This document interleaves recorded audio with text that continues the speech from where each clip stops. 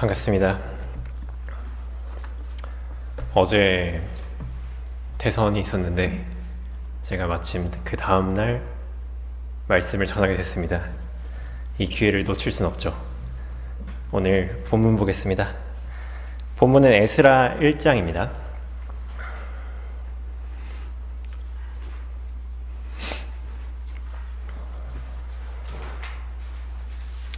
에스라 1장 1절부터 4절까지를 보겠습니다. 에스라 1장 1절부터 4절까지를 보겠습니다. 제가 3절까지 읽고요. 4절을 한 목소리로 함께 읽겠습니다.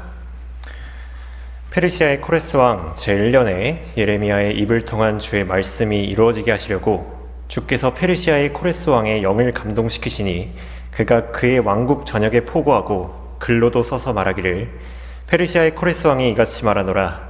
하늘의 주 하나님께서 세상의 모든 왕국들을 내게 주시고 내게 명하여 유다 예루살렘에 있는 전을 그를 위하여 건축하라 하셨도다. 그의 모든 백성 중에 너희 가운데 있는 자가 누구냐? 그의 하나님이 그와 함께 하시기를 바라노니 그는 유다에 있는 예루살렘으로 올라가 예루살렘에 계신 이스라엘의 주 하나님의 전을 건축할지니라. 그는 하나님이시라. 그가 기거하는 어느 곳에라도 남아있는 자는 누구든지 그의 고장의 사람들로 예루살렘에 있는 하나님의 전을 위하여 자원하는 재물 외에도 은과 금과 물건들과 짐승들로 그를 돕게 할지니라 하였더라. 아멘. 오늘 말씀의 제목은 하나님이 보호하사 우리나라 만세. 하나님이 보호하사 우리나라 만세라는 제목으로 말씀 전하겠습니다. 오늘 제목은 다들 아시다시피 우리나라의 국가를 오마주한 것입니다. 애국가는 다른 나라들의 국가에 비하면 비교적 성경적으로 시작하고 있습니다. 첫 가사부터 하나님의 능력을 구하니까요. 물론 공식 가사에는 하나님이 아닌 하느님으로 되어 있지만 그 애국가의 처음 버전이라고 할 수 있는 1907년의 찬미가의 가사를 보면 오늘 제목처럼 하나님이 보호하사로 되어 있었습니다. 애국가의 작사가가 명확하지는 않지만 가장 유력한 후보인 윤치호 선생이 맞다고 한다면 그 윤치호 선생의 기독교적 바탕에 따라서 아마 처음 가사는 우리가 믿는 하나님을 말한 것으로 추측이 됩니다. 나중에 국민 통합과 보편 정서를 고려해서 하나님이 보호하사라는 가사를 하느님이 보우하사로 바뀌었다는 것이 가장 설득력 있는 설명입니다. 또한 이 나라를 건국한 이승만 대통령은 미국에서 감리교 신자였고요. 많은 국가 행사에서 하나님을 공식적으로 높였던 자료들이 남아 있습니다. 또한 이승만 대통령은 킹제임스 성경을 읽었다고 합니다. 이런 증거들이 비록 공식적이진 않지만 이 나라가 조금이라도 기독교적 바탕에서 시작했다는 것을 알 수 있는 대목입니다. 하지만 현재 이 나라는 그런 모습이 없습니다. 통치자는 더 이상 하나님을 높이지 않고요. 국민들은 하나님을 기억하지 않습니다. 이 나라는 애국가의 가사처럼 하나님이 보호하신다고 말하기 어렵습니다. 그렇지만 여러분은 어느 나라 사람이십니까? 물론 하늘나라 시민권자시죠. 그리스도인들은 이 세상에 속한 사람들이 아닙니다. 우리는 잠시 이 땅에서 타국인과 순례자로 살면서 우리의 본향 하늘나라에 갈 기대만을 안고 살고 있죠. 하지만 이게 너무 집중한 나머지 이 땅의 국가체제를 부정하면서 막 투표도 하지 않고 무정부주의 반국가 세력으로 나아갈 필요는 없습니다. 왜냐하면 성경은 이 땅에 있는 국가정부를 마냥 부정하지 않기 때문입니다. 일례로 다니엘은 바빌론과 페르시아의 총리로서 그 국가의 건의 아래서 공직을 맡아 활약했습니다. 요셉과 마리아는 그 헤롯의 권세에 순종해서 베들레헴까지 조세 등록을 하러 갔었습니다. 그리고 예수님께서도 부당하긴 하지만 로마의 법적 절차에 순종해서 재판을 받았습니다. 만일 예수님께서 자신들을 잡으러 온 그 사람들의 권세에 순종하지 않았다면 우리는 구원을 못 받았을 거예요. 이렇듯 설령 이방 왕국이라 할지라도 권세가 있고 일반적인 경우 그 권세에 순종해야 합니다. 그 이유는 그런 악의 권세라고 할지라도 하나님께서 세우시고 무너뜨리시기 때문입니다. 시편 22편 28절에서는 이는 왕국이 주의 것이요 주께서 민족들 가운데 통치자시기 때문이니이다 라고 말씀하셨습니다. 아무리 비성경적인 왕국일지라도 하나님께서 세우셨으며 하나님의 목적에 맞게 사용하십니다. 하나님께서는 모든 것을 자신을 위하여 지으시고 악한 날을 위하여 예비된 악인까지도 그렇습니다. 이렇게 역사상 적그리스도로 예표되는 파라오, 느부갓네살, 헤롯 등등 정말 많은 왕들이 있지만 전부 하나님께서 세우신 거고 그 권세 또한 하나님께서 나온 것입니다. 그런 악한 왕들도 그러하다면 오늘 우리가 본문에서 살펴본 페르시아의 코레스 왕은 어떻겠습니까? 이 본문만 보아도 코레스가 하나님께 얼마나 신실한 왕이었는지를 우리는 알 수 있습니다. 그리고 성경은 직접적으로 코레스를 다른 이방 왕들보다 높이 평가를 하고 있습니다. 성경은 코레스가 태어나기 100년도 더 전에 이사야서를 통해 코레스라는 왕이 나타나서 예루살렘의 회복과 성전 건축을 할 것을 명령했습니다. 에스라 잠깐 접어두고 이사야 함께 잠시 보시겠습니다. 코레스를 좀 더 살펴보기 위해서 이사야 44장을 보겠습니다. 이사야 44장 28절을 함께 보겠습니다. 코레스에 관하여 말하기를 그는 나의 목자요 나의 모든 기쁨을 이행하리라 하며 예루살렘에게도 말하기를 너는 재건되리라 하고 성전에게는 내 기초가 놓여지리라 하느니라. 이어서 45절도 보시면요. 45장 1절도 보시면요. 주가 그의 기름 부음 받은 자 코레스에게 이같이 말하노라. 여기서 눈여겨볼 만한 거는 성경이 코레스를 목자, 기름 부음 받은 자라고 이제 설명을 하고 있다는 것입니다. 성경 어디서도 이방 왕을 이렇게 높인 적은 없었습니다. 하나님께서는 이런 코레스의 페르시아를 복주시고 보호해 주셨는데요. 이사야 45장 1절의 중반부부터 보시면 내가 그의 오른손을 잡았으니 민족들로 그 앞에 항복해 하며 내가 왕들의 허리를 풀겠으며 두 짝 성문들을 그 앞에 열어서 닫지 못하게 하리라. 내가 내 앞서가서 험한 곳들을 평탄하게 하며 논문들을 산산히 부수며 철빗장을 둘로 가르리라. 또 내가 너에게 어두움의 보물들과 은밀한 곳들에 감추어진 재물들을 주리니 그러면 너는 너를 지명하여 부른 주 곧 내가 이스라엘의 하나님인 것을 알게 되리라. 엄청난 예언이죠. 물론 하나님께서 약속하셨으니까 코레스는 확정된 복을 받았을 수 있을 겁니다. 하지만 그것과 별개로 코레스의 신실한 믿음과 행동은 우리에게 하나님의 복을 받는 국가가 어떻게 해야 하는지에 대한 교훈을 주고 있습니다. 이 페르시아는 영적으로 영국의 전신이 됩니다. 다니엘 7장과 요한계시록 13장에서는 페르시아와 영국을 사자라고 칭하고 있고요. 실제로 페르시아와 영국을 대표하는 동물도 사자입니다. 왜 페르시아가 영국의 전신인지는 차차 설명드리겠습니다. 그리고 우리는 오늘 본문의 코레스를 살펴보며 어떻게 해야 하나님의 보호를 받는 나라가 될 수 있는지 함께 알아보겠습니다. 하나님의 보호를 받는 나라가 되려면 첫 번째로 하나님을 신뢰해야 합니다. 에스라 1장 2절 보겠습니다.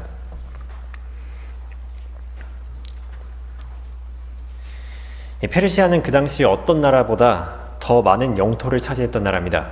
감히 제국이라는 칭호가 어울리는 나라죠. 그런 나라의 왕이 됐다면 얼마나 기고만장하겠습니까? 하나님을 생각할 겨를이 없겠죠. 하지만 코레스는 달랐습니다. 코레스는 굉장한 믿음의 고백을 하는데요. 에스라 1장 2절에 페르시아의 코레스 왕이 이같이 말하노라. 하늘의 주 하나님께서 세상의 모든 왕국들을 내게 주시고. 코레스는 하나님을 인정했습니다.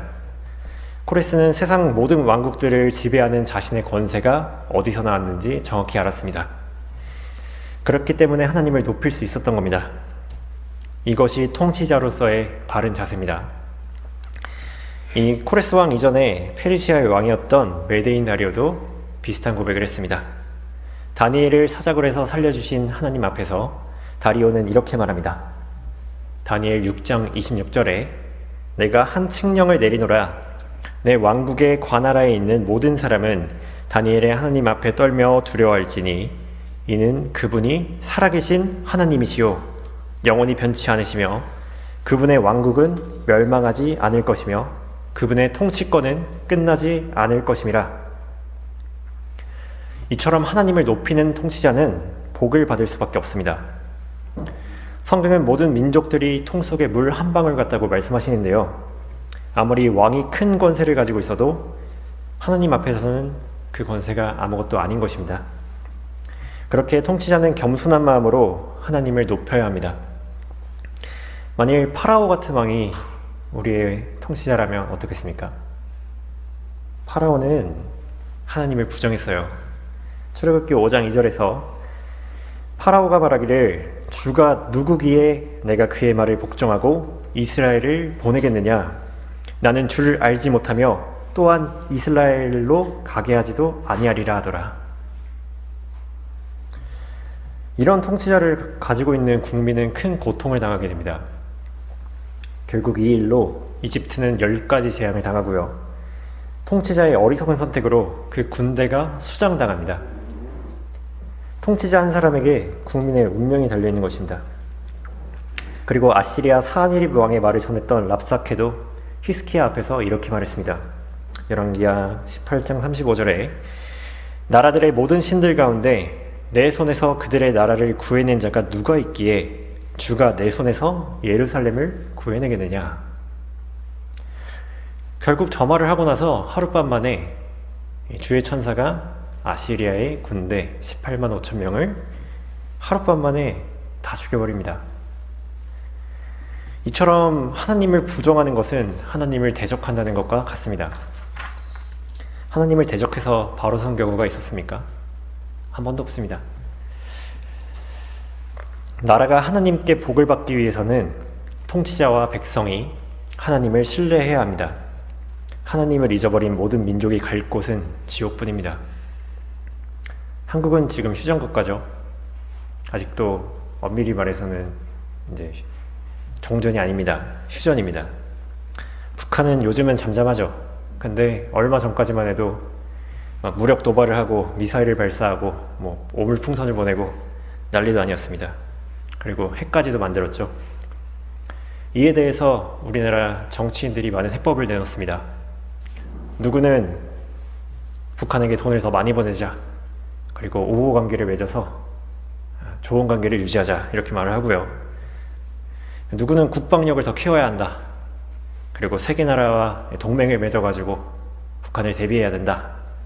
심지어는 누구는 이제 핵보유국이 되어야 된다, 우리나라가 핵을 가져야 된다고 말을 합니다. 하지만 그것들이 이 나라의 안전을 보장하겠습니까? 칼로 서면 칼로 망하죠. 하지만 성경의 해답은 다음과 같습니다. 시편 20편 7절에 어떤 이들은 병거들을 의지하고 어떤 이들은 말들을 의지하나 우리는 주 우리 하나님의 이름을 기억하리로다. 핵무기보다 더 강력한 비밀병기는 우리 주 하나님의 이름입니다. 우리가 신뢰해야 할 자신감은 오직 하나님뿐이십니다. 하나님을 기쁘시게 하면 원수와도 화평케 하시는 게 하나님이에요. 이름부터가 화평이란 뜻을 지니고 있는 솔로몬은 하나님을 기쁘시게 하는 기도를 드렸죠. 주의 백성을 다스리기 위한 지혜를 달라고 말입니다. 그 결과 이스라엘은 역사상 유례 없는 부와 화평을 맞았습니다. 그때는 금이 흔하고 은이 가치가 없었습니다. 전쟁이 없고 이방 나라들이 조공을 바치러 왔었습니다. 뭐 때문에요? 그 하나님을 기쁘시게 하는 기도 한 번에요. 이처럼 우리가 신뢰해야 할 것은 하나님밖에 없는 겁니다. 이것을 가장 잘 이해한 현대 국가는 영국입니다. 영국은 예로부터 하나님을 높이는 나라입니다.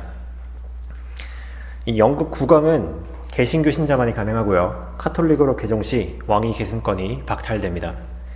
그리고 영국의 국왕은 취임 선서부터 하나님을 높이고 자신의 왕권이 하나님께 달려있다는 것을 인정합니다. 그리고 하나님의 능력을 구하죠.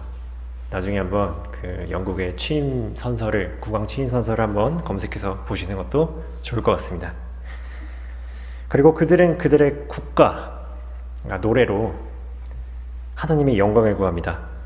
그 영국의 국가 제목이 뭐냐면요, God Save the King, 하나님 국왕을 지켜주소서라는 제목의 그 국가를 가지고 있어요. 백성들은 한 목소리로 하나님의 능력과 보호를 구하는 거예요.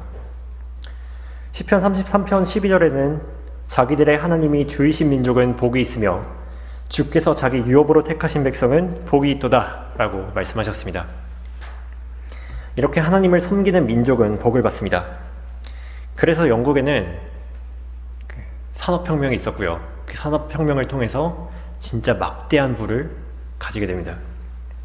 경제적 최강국이 되어서 복을 받았죠. 이것은 우리나라도 마찬가지입니다. 우리는 이 나라의 통치자가 하나님을 신뢰하고 하나님의 뜻대로 이 나라를 이끌도록 기도해야 합니다. 그렇게 이 나라가 말씀을 바탕으로 전국가적 부흥이 일어나 복음화될 때 이 나라는 하나님의 진정한 보호를 받을 수 있습니다. 하나님께서 보호하시는 나라가 되려면 두 번째로 성전을 건축해야 합니다. 에스라 1장 2절과 3절 보겠습니다. 페르시아의 코레스 왕이 이같이 말하노라. 하늘의 주 하나님께서 세상의 모든 왕국들을 내게 주시고 내게 명하여 유다 예루살렘에 있는 전을 그를 위하여 건축하라 하셨도다. 그의 모든 백성 중에 너희 가운데 있는 자가 누구냐? 그의 하나님이 그와 함께 하시기를 바라느니 그는 유다에 있는 예루살렘으로 올라가 예루살렘에 계신 이스라엘의 주 하나님의 전을 건축할지니라. 코레스 왕은 성전을 건축했습니다. 하나님의 명령에 따라서 말이죠. 이 성전은 어찌 보면 구약에서 가장 중요한 물건입니다. 하나님이 임재하시고 백성들이 경배를 드리는 곳이죠. 처음 솔로몬이 지은 그 성전은 바빌론의 침공으로 황폐하게 되었습니다. 그리고 곧이어 바빌론을 정복한 페르시아의 코레스 왕은 그 무너진 성전의 재건을 허락했고요. 스룹바벨의 주도하에 그 성전이 회복될 수 있었습니다. 이 성전을 통해서 이스라엘 백성들은 다시금 하나님께 제사를 드리고 유월절과 무교절을 지키게 됩니다. 그리고 에스라의 주도 아래 다시 율법을 지키는 민족이 됩니다. 민족적인 회개가 일어난 거죠. 이처럼 성전 건축은 단지 건물이 세워지는 것뿐만이 아니라 그 민족이 영적인 것에 대한 관심을 가지게 하는 구심점 역할을 한 겁니다. 하지만 이것은 구약에 한정된 내용이고요. 예수님께서 죽으신 이후로는 성전은 예전만큼 그 의미를 가지지 못합니다. 예수님께서 죽으실 때 성전의 휘장이 위에서 아래로 찢어지게 되죠. 그것이 예표하는 바는 이제 성전에서 드리는 제사가 소용없게 되었다는 것을 암시합니다. 이제는 염소와 송아지의 피로 아니하고 예수님의 피로 구원받으니까요. 신약에서는 성전에 대해 이렇게 말하고 있습니다. 사도행전 7장 48절에 그러나 지극히 높으신 분은 사람의 손으로 만든 성전들에는 거하지 아니하시나니. 이제는 하나님께서 성전에 거하지 않으시고 구원받은 성도의 몸에 내주하십니다. 구원받은 성도는 성령을 받았으니까요. 그렇게 지금은 이 교회 건물도 아니고 우리의 몸이 하나님을 모시는 성전입니다. 고린도전서 3장 16절에 너희가 하나님의 성전인 것과 하나님의 영께서 너희 안에 거하시는 것을 알지 못하느냐. 만일 누구든지 하나님의 성전을 더럽히면 하나님께서도 그 사람을 멸하시리라. 이는 하나님의 성전은 거룩하며 너희는 그 성전이기 때문이라 라고 얘기를 하고 있습니다. 하나님의 성전을 더럽히는 자는 멸망하게 됩니다. 이처럼 나라가 강성하려면 이 시대에 하나님의 성전, 즉 성도들을 세워야 합니다. 성도들을 박해하고 탄압하고 자유로운 신앙 활동을 막는다면 그 나라는 하나님께 대적하게 되는 것입니다. 바울이 과거 사울일 당시에 초대교회를 박해했었습니다. 아주 열성적으로 박해를 했었습니다. 그러던 중 사울은 다마스커스에 가는 길에서 예수님을 만나게 됩니다. 사도행전 9장 4절에 그가 땅에 엎드려 그에게 말하는 음성을 들으니 사울아 사울아 내가 왜 나를 박해하느냐고 하시더라. 예수님께서 사울에게 뭐라고 말씀하셨습니까? 왜 나를 박해하느냐? 왜 교회를 박해하느냐? 이러지 않으셨습니다. 지금의 성도는 곧 예수 그리스도 안에 있고 그리스도는 성도 안에 있습니다. 예수 그리스도와 구원받은 성도는 한 몸입니다.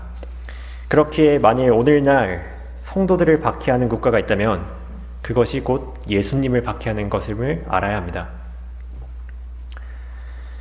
그렇기에 하나님의 복을 받는 국가가 되려면 성도를 세우는 국가가 되어야 합니다. 여기서도 주목해 볼 만한 것은 영국입니다. 영국은 우리나라 헌법에 해당하는 대헌장이라는 것이 있습니다. 대헌장 1조에 가장 처음에 뭐라고 나오는지 아십니까? 대헌장 1조에 영국의 교회는 자유로우며 그 모든 권리는 온전히 유지되고 자유 또한 침해될 수 없다. 이게 그 나라의 법 1조입니다. 참으로 대단합니다. 그 교회가 신앙의 자유를 보장받고 국가가 교회에게 함부로 간섭할 수 없다는 것입니다. 이것이 지금의 성전인 성도를 세우는 거죠. 이랬기에 영국은 영적인 복까지도 받았습니다. 바로 그들의 언어로 된 킹 제임스 성경을 받은 것입니다. 구약시대의 성도에게 가장 중요한 것은 성전이었는데요. 이제는 신약 성도에게 가장 중요한 것은 성경입니다. 그 성전과 성경은 아주 많은 공통점이 있습니다. 둘 다 하나님의 이름을 두는 장소이고요. 둘 다 하나님의 말씀이 담겨 있습니다. 그리고 둘 다 하나님께서 자신의 성도에게 말씀하시는 통로입니다. 이 코레스 왕의 성전 건축과 영국 제임스 1세의 성경 번역은 많은 공통점이 있습니다. 코레스 왕은 즉위 제1년에 성전 건축을 명령하고요. 영국의 제임스 1세는 1603년에 즉위하여 1604년, 즉 제임스 1세 1년에 성경 번역을 명령합니다. 그리고 코레스는 꽤나 자세하게 성전 건축을 명령하는데요. 에스라 6장, 잠깐 보겠습니다. 에스라 6장, 조금 뒤에 에스라 6장 3절에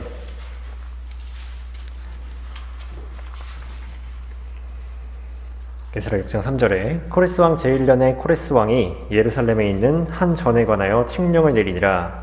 사람들이 희생제를 드리던 장소, 즉 전을 건축할지니 그 기초를 튼튼히 놓고 그 높이는 60규빗으로 또 그 너비도 60규빗으로 하되 큰 돌 세 줄에 새로운 제목 한 줄을 넣고 그 비용은 왕실에서 낼지니라.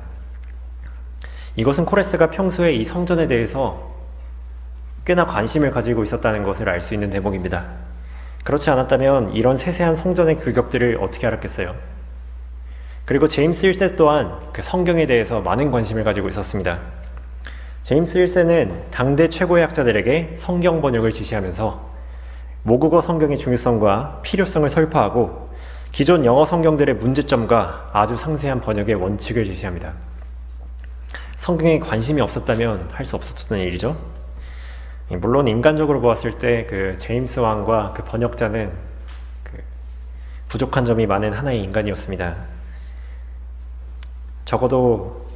하지만 적어도 하나님께서 그들을 사용하셨다는 건 부정할 수가 없죠.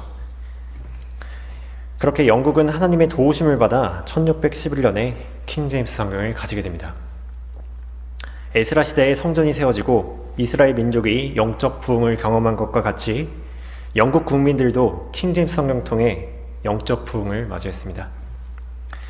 킹 제임스 성경이 예배의 공식 성경이 되고요. 바른 성경을 통한 바른 교리가 정착되고 교육될 수 있었습니다. 그 중에서도 가장 중요한 사건은 영국의 국제적 선교사 파송입니다. 그들은 킹 제임스 성경을 들고 세계 각국으로 선교사를 파송하여 열린 문을 가진 필라델피아 시대를 주도했습니다. 그리고 하나님께서 대영 제국이 페르시아보다 훨씬 많이 이 세상을 지배하시게 하셨거든요. 그래서 어디를 가나 영국명 국가였습니다. 그래서 그 조지 5세 당시에 대영 제국은 최대 영토를 달성했는데 세계 육지 면적의 4분의 1을 차지했다고 합니다. 해가 지지 않는 나라라는 타이틀을 차지했어요. 그렇게 자연스럽게 이 세계 공용어가 영어가 되었습니다. 그 결과 세계 공용어인 킹제임스 성경을 통해 각국의 자신들의 언어로 된 성경이 번역될 수 있었습니다. 그래서 우리 한민족도 킹제임스 성경에서 번역된 한글 킹제임스 성경을 가질 수 있었던 것입니다.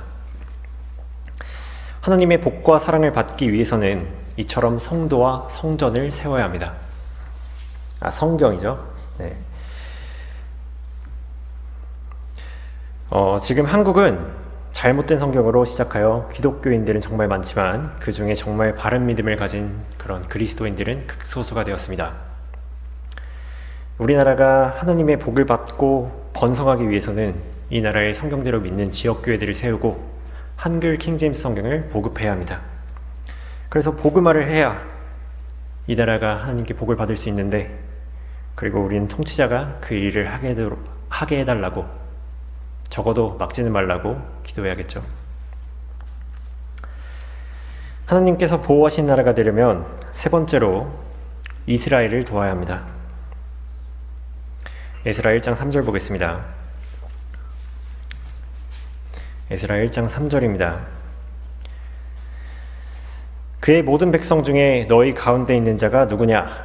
그의 하나님이 그와 함께 하시기를 바라노니 그는 유다에 있는 예루살렘으로 올라가 예루살렘에 계신 이스라엘의 주 하나님의 전을 건축할지니라. 그는 하나님이시라. 이 코레스는 바빌론 포로로 잡혀갔던 이스라엘을 다시 그들의 영토로 귀환시킵니다. 그래서 에스라와 느헤미야 그 두 권의 책에서는 그 돌아온 사람들의 수가 상세히 적혀 있습니다. 이것은 이스라엘 민족이 세워지고 처음 있는 일이었습니다. 그리고 이스라엘 민족 외에도 누구든지 이스라엘 사람들을 돕도록 명령했습니다. 코레스가 에스라 1장 4절에 그가 기거하는 어느 곳에 남아있는 자는 그가 기거하는 어느 곳에라도 남아있는 자는 누구든지 그의 고장의 사람들로 예루살렘에 있는 하나님의 전을 위하여 자원하는 재물 외에도 은과 금과 물건들과 짐승들로 그를 돕게 할지니라 하였더라. 이 코레스는 자신이 세워진 목적을 정확하게 알았던 것 같습니다. 아까 봤던 이사야 45장 그 4절을 보시면 내 종 야곱 곧 나의 택한 이스라엘을 위하여 내가 너를 지명하여 불렀나니. 너는 코레스죠. 코레스가 세워진 목적 자체가 그 이스라엘을 위해서였습니다. 이 코레스는 자신이 세워진 목적을 아주 잘 달성한 왕이었습니다. 이 코레스와 더불어 다음 왕들까지 성전 건축에 필요한 재물들을 왕실에서 충당했고요. 이스라엘을 방해하지 못하도록 하는 칙령을 내려 이스라엘을 도왔습니다. 성경에는 이런 약속이 있습니다. 창세기 12장 2절에 하나님께서 아브라함에게 하신 말씀인데요. 내가 너로 큰 민족을 이루게 할 것이며 내게 복을 주고 내 이름을 위대하게 하리니 너는 복이 되리라. 너를 축복하는 자들에게 내가 복을 주고 너를 저주하는 자를 저주하리라. 내 안에서 땅의 모든 족속들이 복을 받을 것이라 하였더라. 페르시아는 이 명령에 따라서, 이 약속에 따라서 복을 받을 수 있었던 것입니다. 이스라엘을 도왔으니까요. 우리는 다시 영국을 주목해야 합니다. 영국은 1917년 벨푸어 선언을 통해서 코레스의 길을 따랐습니다. 이 벨푸어 선언은요, 영국이 이 팔레스타인 땅에 유대인의 민족적 고향을 건설하는 것을 지원한다는 내용입니다. 물론 이것은 쉽지 않았습니다만 벨푸어 선언이 이스라엘의 독립에 큰 영향을 했음을 우리는 무시하기 어렵습니다. 우여곡절 끝에 이스라엘은 1948년 그들의 땅에서 독립을 하게 됩니다. 역사상 이런 일을 주도한 것은 페르시아와 영국밖에 없었습니다. 아마 예루살렘은 역사상 가장 치열한 분쟁지 같아요. 바빌론부터 페르시아, 그리스, 로마의 지배를 받았었고 예루살렘 성전은 티투스 장군에 의해서 무너지고요. 지금은 이슬람의 황금돔 사원이 자리하고 있습니다. 아직도 그 땅은 분쟁 중이에요. 이 전쟁이 끊이지 않고 얼마 전까지만 해도 이스라엘과 팔레스타인이 싸우고 있었습니다. 팔레스타인은 우리끼리 잘 살고 있는데 이스라엘 민족이 왜 들어와서 괜히 난리냐 이러고 있고, 이스라엘은 그 땅은 하나님께서 우리에게 주신 땅인데 왜 팔레스타인 너네가 불법 점유하냐? 라면서 여기 서로 싸우고 있는 겁니다. 그런 전쟁은 과거에 계속 있어 왔고요. 앞으로도 있을 것입니다. 하지만 편향된 언론들은 팔레스타인 편만 들고 있습니다. 그리고 이스라엘의 잔혹함만을 부각시켜서 보도하고 있습니다. 이 유명 나라들과 UN 그리고 단체들은 이스라엘에게만 제재를 가하고요. 이스라엘에게만 불리한 성명서를 내고 있습니다. 우리나라에서도 좌파 시민단체를 비롯해서 대학 여러 곳에서 그런 팔레스타인 지지 시위가 있었습니다. 근데 솔직히 좀 어이가 없죠. 북한한테는 그들이 한마디라는 걸 잘 못 봤습니다. 원래 전쟁은 참혹한 거고요. 사람들이 미얀마에서 군부 독재가 있었을 때도, 그리고 우크라이나가 러시아에게 침략당할 때도 그들은 이렇게까지 규탄하진 않았습니다. 하지만 이스라엘만은 눈에 쌍심지를 켜고 대적하는 겁니다. 왜 그럴까요? 그들이 적그리스도의 왕국을 예비하고 있기 때문입니다. 이제 곧 모든 민족이 이스라엘을 대적하여 일어날 것입니다. 하지만 이스라엘을 지키시는 분은 무려 하나님이에요. 이런 때에 이에 휩쓸려서 함께 동조해서 이스라엘을 이제 규탄해버린다면 이 대한민국 또한 하나님의 저주를 받게 될 것입니다. 우리는 이 나라가 이스라엘의 우방국으로서 이스라엘과 예루살렘의 화평을 위해 싸우기를 기도해야 합니다. 우리의 통치자가 바른 판단으로 이스라엘에 대한 하나님의 뜻을 행하도록 기도해야 합니다. 그것이 이 나라가 복을 받을 수 있는 방법입니다. 결론입니다. 우리는 오늘 하나님의 보호를 받는 나라가 되기 위해 어떻게 해야 할지 살펴봤습니다. 먼저 하나님을 신뢰하고 하나님의 성전인 성도와 성경을 세우고 이스라엘을 돕고 지지해야 합니다. 그렇다면 국가가 멸망하려면 어떻게 해야겠습니까? 반대로 하면 되죠. 하나님을 대적하고 교회를 파괴하고 성경을 내다버리고 그다음에 이스라엘 반대편에 서면 됩니다. 이제는 영국이 그 길을 나아가고 있습니다. 영국은 이제 더 이상 하나님을 예전처럼 섬기지 않습니다. 영국은 청교도들을 탄압하여 미국으로 내쫓았습니다. 그리고 영국에서 웨스트코트와 홀트라는 신학자들이 등장해가지고 변개된 성서인 RV를 퍼냈고요. 점차 킹제임스 성경을 버리게 되었습니다. 그리고 영국은 윈스턴 처칠이 팔레스타인 땅의 77%를 모슬렘에게 넘겨줌으로써 그 세계 패권국의 지위를 잃어버리게 되었습니다. 그리고 더 나아가서 이제 영국에서는 2010년 차별금지법과 같은 평등법이 통과되어서 이제는 거리 설교를 하면 잡혀가는 시대가 되었습니다. 실제로 거리 설교를 하다가 잡혀간 토니 미아노 목사가 있어요. 그리고 이제 영국에서는 동성애를 죄라고 하지 못합니다. 영국이 망해가고 있는 거죠. 이제 영국은 더 이상 위대하지 않습니다. 다른 이유가 아니라 그들이 하나님을 버렸기 때문입니다. 우리나라는 어떨까요? 우리나라는 어제 투표를 마쳤는데 그리스도인들은 이런 투표의 결과에 연연하지 않습니다. 통치자는 이 나라를 구원할 수 없어요. 오직 하나님만이 하실 수 있는 것입니다. 그래서 통치자에게 신뢰를 두기보다 주를 신뢰하는 것이 나은 선택이에요. 이렇게 그리스도인들은 이 세상이 어떻게 돌아가는지에 대해 크게 연연하지 않고 엄청 기뻐하거나 슬퍼하지도 않습니다. 다만 기도할 뿐이죠. 성도의 기도는 투표보다 더 많은 힘을 가졌습니다.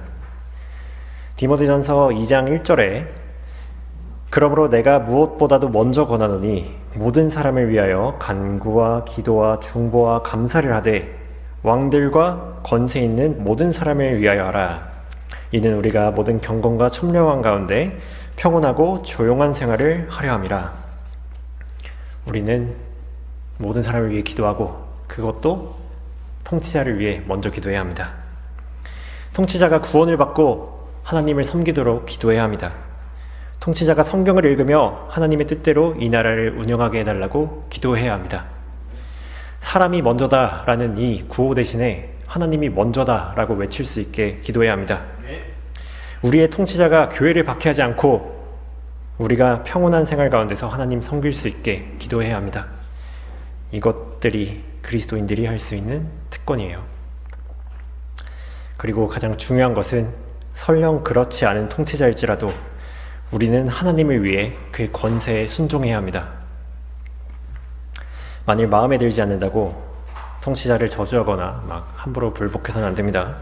그것은 스스로 저주를 받게 되는 길이라고 성경은 말씀하세요.